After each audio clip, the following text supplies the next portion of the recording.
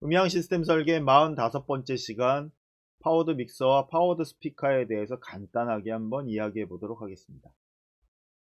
파워드 믹서와 파워드 스피커는 파워앰프를 믹서에 넣은 경우와 파워앰프를 스피커에 넣은 경우입니다. 파워드 믹서 같은 경우는 오디오 믹서에 파워앰프를 넣은 타입이에요.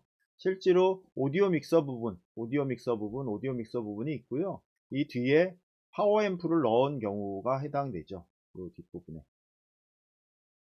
네, 파워앰프는 강전입니다. 강전이라고 하는 건 고전압, 고전류를 사용하는 것이고요. 오디오 믹서는 약전이에요. 저전압, 저전류를 사용하고 있습니다.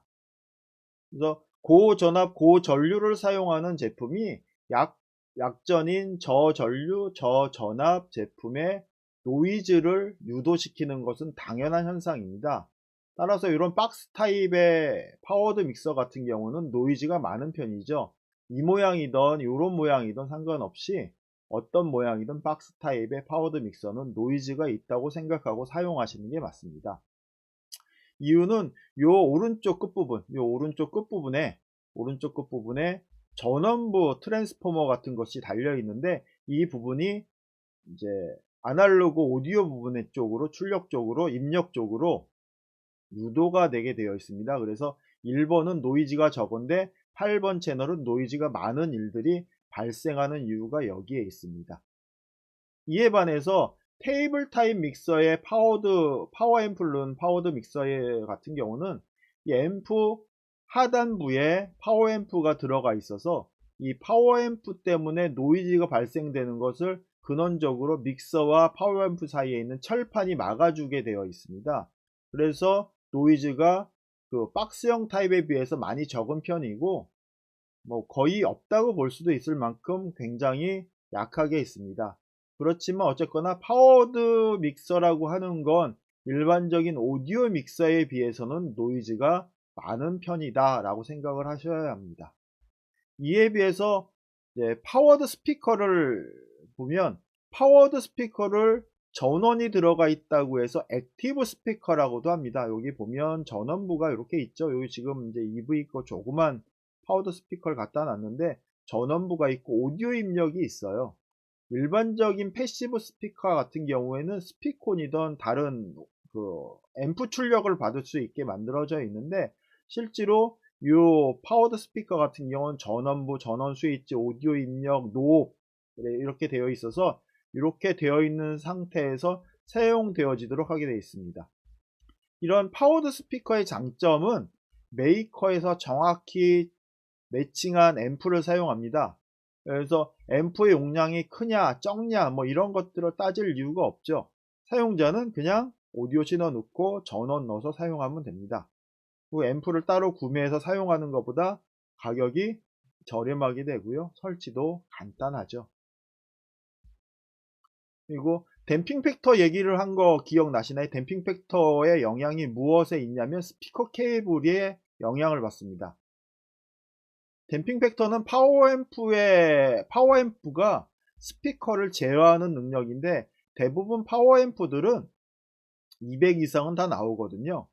그리고 실제로 20 이상이면 파워앰프가 스피커를 제대로 제어한다고 볼 수 있는데, 파워드 스피커인 경우에는 대부분 스피커 케이블이 최소화되어 있어서 댐핑 팩터를 유지할 수 있습니다. 파워앰프가 스피커 유닛을 제대로 제어할 수 있다라고 할 수 있죠. 패시브 스피커에 비해서 가격 저렴, 설치 간단, 댐핑 팩터가 우수해지는 장점이 있습니다. 이에 비해서 단점은 고출력인 경우에 팬 소음이 발생할 수 있어요. 무슨 의미냐면 파워앰프에 여기에 보면 팬을 달아서 공기가 이렇게 흐를 수 있게 만들어 놓은 구조물이 있는데, 이 팬이 오래 사용할수록 노이즈가 발생합니다. 팬 소음이 날 수 있다. 그리고 이걸 설치할 땐 항상 전력선하고 신호선을 별도로 설치해 주셔야 합니다.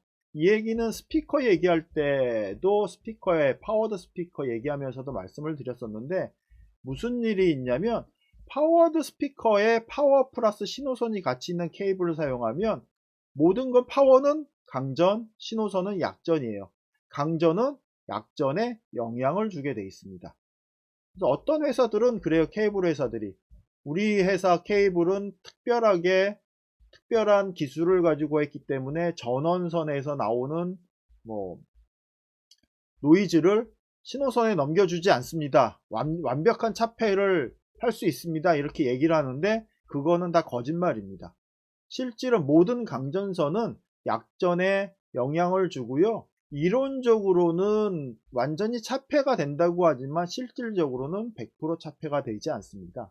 따라서 파워하고 신호선이 갇히는 케이블은 파워드 스피커에 절대로 사용하지 마라. 특히 용량이 클수록, 특히 큰 스피커일수록, 특히 메인 스피커일수록 사용하시면 안 됩니다. 그런데 예외로 저도 인정하는 부분이 한 가지가 있는데 어떤 경우냐면 모니터 스피커의 경우입니다. 노출돼서 사용하는 경우인데 모니터 스피커 같은 경우는 메인 스피커 나오는데 모니터 스피커를 쓰는 경우가 있어요.